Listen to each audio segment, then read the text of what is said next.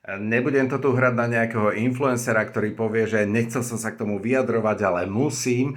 Nie, ja sa k tomu chcem vyjadriť. Chcem sa vyjadriť k minulotýždňovej tlačovej konferencie ministra zdravotníctva Slovenskej republiky Kamila Šaška, ktorý sa vyjadroval ku kauze tendru ohľadom záchraniek na Slovensku. Každopádne ja tu nebudem riešiť, či je to pravda, či to nie je pravda. Na to sú tu investigatívni novinári, sú tu na to vyšetrovatelia, komisie a tak ďalej.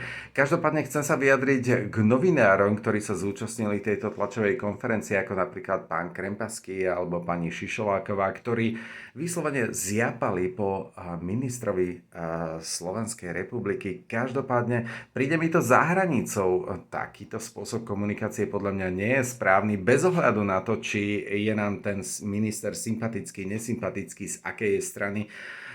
Každopádne z pohľadu bývalého novinára ja by som si toto v živote nedovolil. Príde mi to absolútne za hranicou a je to asi najhoršia tlačová konferencia, ktorú som sledoval, a to ich mám nasledovaných stovky až tisíce.